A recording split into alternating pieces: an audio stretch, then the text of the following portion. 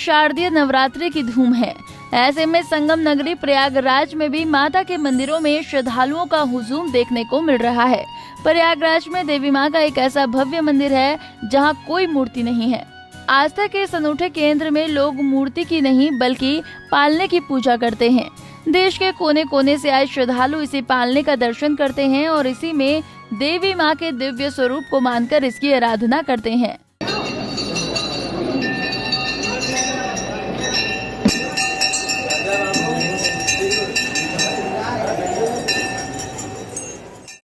50-60 वर्ष से आ रहे हैं। ये जो है अदृश्य रूप में है। यहाँ जो है पार्वती माँ का एक अंग गिरा था, उसके कारण अलौकिक है। नवरात्र में इसमें नवरात्र में देवी माँ अपना रूप जो है प्रकट करती हैं और जो उसको सात्विक भाव से ग्रहण करना चाहिए उसको सात्विक भावना से भगवान अपनी शक्ति अपरोक्ष अनुभूत दे देती है। मान्यता है कि भगवान शिव ने जब सुदर्शन चक्र से माता सती के शरीर के टुकड़े किए थे तो दाहिने हाथ की छोटी उंगली यहीं गिरकर आलोप यानी कि अदृश्य हो गई थी। इसी वजह से इस शक्ति पीठ को आलोप शंकरी कहा जाता है। पुराण में वर्णित कथा के मुताबिक शिव प्रिया सती के दाहिने हाथ की उंगली जब यहाँ गिरी थी तो उस वक्त यहाँ एक कुंड यानी तालाब हुआ करता था। आस्था के इस अनूठे केंद्र में लोग कुंड से जल लेकर उसे पलने में चढ़ाते हैं और उसकी परिक्रमा कर माँ का आशीर्वाद लेते हैं।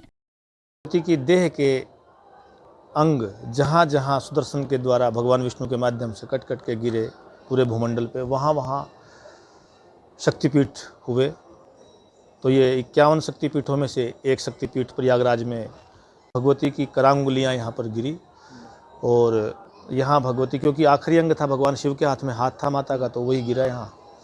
तो उसके बाद शरीर भगवती का संपूर्ण देह लोप हुई। लेकिन यहाँ अलोप शंकरी का मतलब होता है जिसका लोप नहीं है कभी भी, जो हमेशा है। तो हमेशा यहाँ भगवती का कोई प्रतिमा नहीं है, निराकार रूप में वो सदा ही यहाँ उसकी प्रत्यक्ष है। और जो भी वर्ष भर यहाँ मेला लगभग लगा ही रहता है, वर्ष भर श्रद्धालु पूरे भारतवर्ष से और देश विदेश से आते हैं।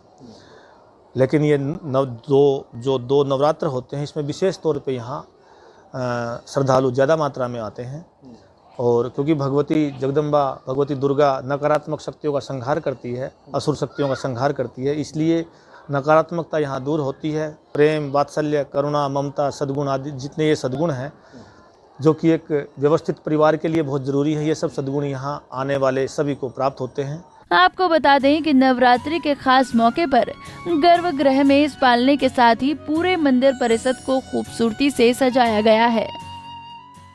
शारदीय नवरात्र की शुरुआत हो गई है। ऐसे में हम मौजूद हैं प्रयागराज के आलोपी देवी मंदिर में। आप देख सकते हैं हमारे ठीक सामने ये आलोपी देवी मंदिर का ये नज़ारा है और ये खास मंदिर है।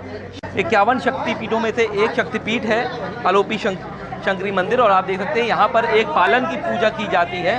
अगर विशेषता की बात करें तो यहाँ पर कोई मूर्ति नहीं है और इसी पालन की यहाँ पर लोग जो है वो पूजा करते हैं। और 9 दिनों तक ये जो मंदिर है ये श्रद्धालुओं से गुलजार रहता है। आप ठीक सामने भी देख सकते हैं कि जो श्रद्धालु हैं वो यहाँ पर आ रहे हैं और यहाँ पर जो पूजा है वो कर रहे हैं। साथ ही साथ आप देख सकते हैं भारी संख्या में जो यहाँ पर श्रद्धालु हैं वो यहाँ पर आपको दिखाई दे रहे होंगे।